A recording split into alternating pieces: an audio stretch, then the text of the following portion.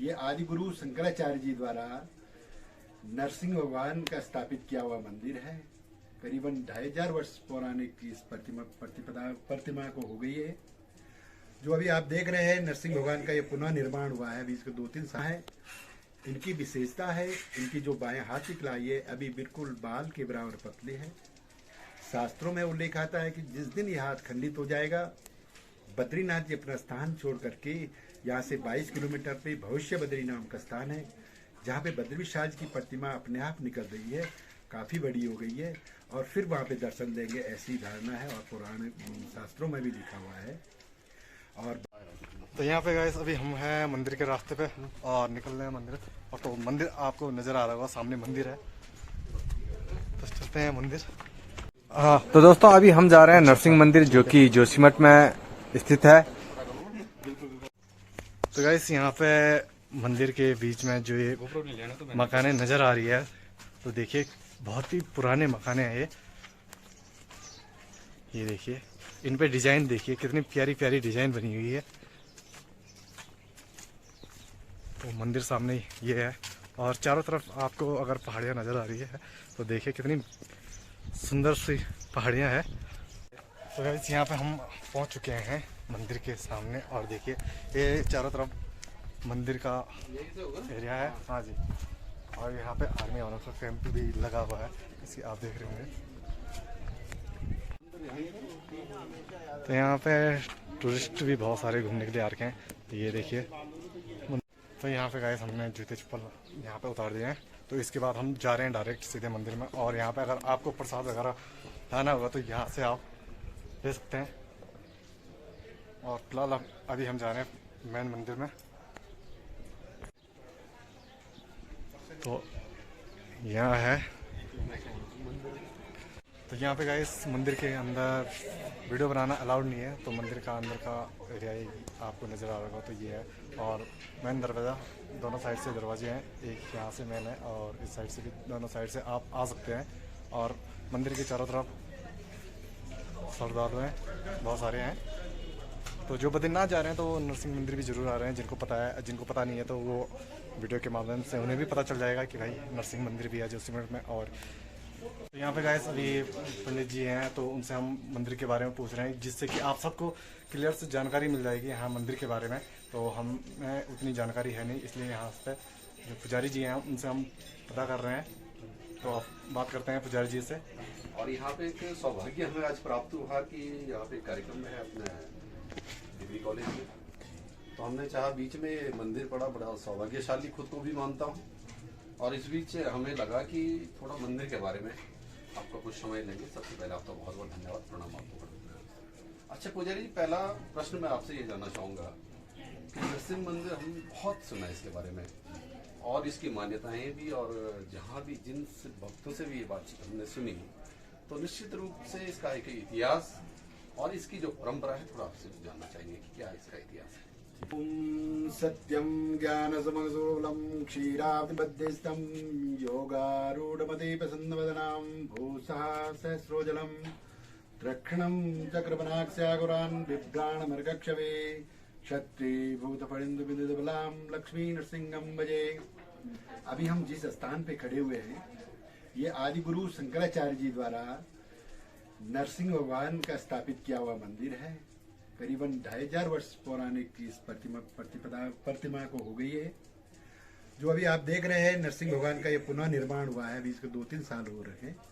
वैसे पूरा घर जैसा पहले मंदिर था, शंकराचार्य जी का रहने का और पूजा करने का स्थान था। यहाँ पे नरसिंह भगवान का जो विग्रह है, स्वयंभू विग्रह है और शालिग्राम शिला पे बनी हुई प्रतिमा है।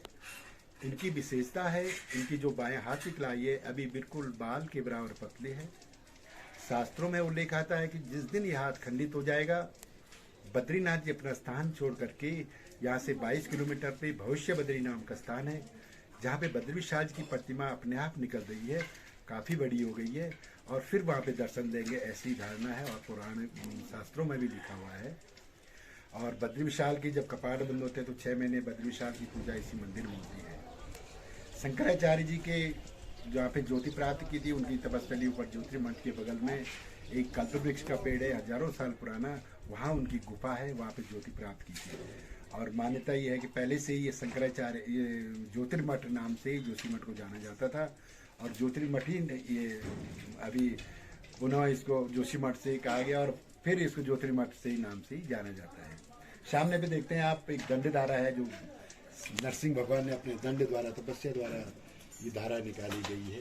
यहाँ पे स्नान सभी भक्तों का पाप और पुण्य का जो भी होता है यहाँ पे पूर्ण हो जाता है। यही यहाँ की परंपरा है। अच्छा पंडित जी, आपसे एक बात करना मैं चाहूंगा।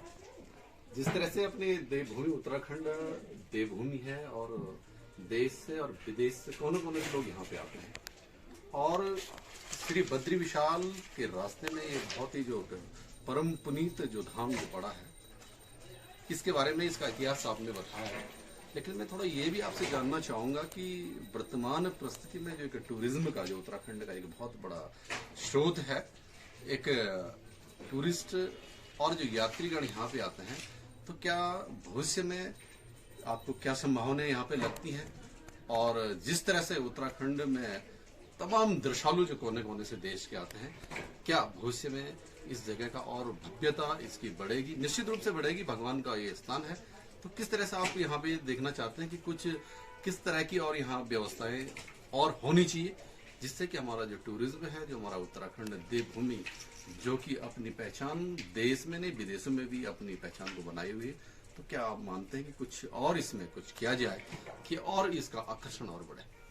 इसमें यही है, सबसे पहले कि जो जैसे यात्री लोग आते हैं उनके लिए गाड़ी खड़ी करने के लिए जो गैरेज या पार्क जो बोलते हैं, पार्किंग का मेन समस्या आप जोशीमठ में यही है। यात्री पूर्ण तो यहाँ पे दर्शन नहीं कर पाते क्योंकि गाड़ी खड़ी करने का यहाँ पे जगह ही नहीं है। और फिर जैसे किसी को अगर यात्री दर्शन करना है तो यात्री गाड़ी 1 किलोमीटर 2 किलोमीटर खड़ी करके, इस यही परेशानी यहाँ पे ज़्यादा है। बाकी ऐसा जैसे कि पंडित जी ने हमें बताया कि जो पार्किंग की व्यवस्था, क्योंकि बहुत सारे श्रद्धालु यहाँ पे आते हैं, निश्चित रूप से आपका ये मानना है, और एक बहुत ही अहम ये जगह है, इसका व्याख्यान शायद मैं शब्दों में न कर पाऊँ। आपका कहना सही है कि यहाँ पे भीड़ भाड़ बहुत ज्यादा होगी और भविष्य में बहुत बढ़ेगा। लेकिन आपके माध्यम से मैं ये भी मैसेज देना चाहूंगा, शासन प्रशासन खैर बहुत अच्छी व्यवस्था के साथ ये यात्रा चल रही है। निश्चित रूप से इतनी भीड़ भाड़ के बाद इस तरह की व्यवस्थाओं को चलाना अपने आप में एक बहुत बड़ा विषय है। लेकिन आपकी ये बात हम फेसबुक के माध्यम से जरूर पहुंचाना चाहेंगे कि ये जो आपने बिंदुओं पे प्रकाश डाला, जो पार्किंग की है और अन्य व्यवस्थाएं, अगर सुचारू रूप से इसमें और थोड़ा परिवर्तन किया जाए, इसके पे और इसकी यात्रा में और जो है इसकी गुणवत्ता में और वृद्धि हो। और मैं भगवान बद्री विशाल के चरणों में पुनः प्रणाम करते हुए आपका भी धन्यवाद करना चाहूंगा। और अगली बार जब आपसे मुलाकात होगी तो निश्चित रूप से इस बात का भी निराकरण होगा। एक बार पुनः आपका मैं कोटि कोटि धन्यवाद प्रणाम करता हूँ। धन्यवाद। लिए यहाँ पे ज्यादा व्यवस्था है। अच्छा जी, चाहे हमारा कहना उचित है कि नहीं है। हाँ। तो साधु संत जैसे आते हैं तो उनको रहने का भी नहीं है। अच्छा जी।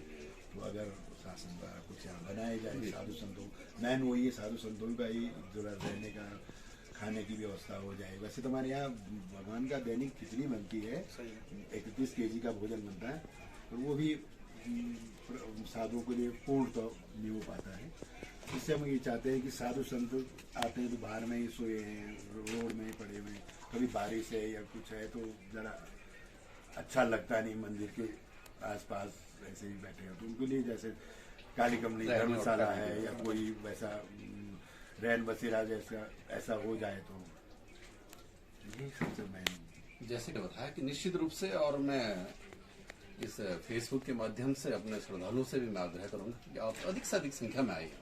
निश्चित रूप से बहुत ही रमणीय, बहुत ही यहाँ पे मन चित्त एकाग्र जो होता है। और पंडित जी ने जैसे बताया कि इसका फल भी अवश्य मिलता है अगर यहाँ पे हमने सच्ची श्रद्धा के साथ इस मंदिर के हमने दर्शन किए। हाँ, कुछ चीजें जैसे कि जो हमारे महात्मा लोग आते हैं, संत लोग आते हैं, संभ्रांत जो हमारे यहाँ पे दर्शक आते हैं भगवान को उनका नमन करने, उनको प्रणाम करने, तो कुछ व्यवस्थाएं उनके लिए जरूर अन्य मंदिरों के तर्ज पे उनको भी व्यवस्थाएं दी जाए। और पंडित जी की बात शायद आपके फेसबुक के माध्यम से ये कुछ बातें हैं जहाँ सुधार की जरूरत है। निश्चित रूप से हमें उम्मीद है कि अगली बार जब आपसे इस तरह मिलेंगे जरूर यहाँ पे एक भव्य रूप में इसका और हमें देखने को मिलेगा। आपका पुनः धन्यवाद। जय बद्री। तो गाइस यहाँ पे मंदिर के बारे में लिखा हुआ है और आप इसे पॉज करके पढ़ सकते हैं और अपनी तरफ से आप भी जानकारी ले सकते हैं क्या क्या लिखा हुआ है।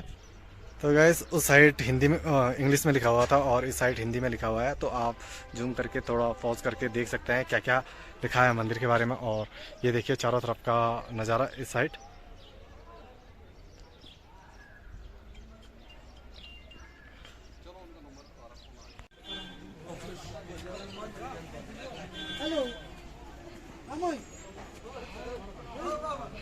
तो गाइस रोड से करीबन 50 मीटर की दूरी पे यह मंदिर है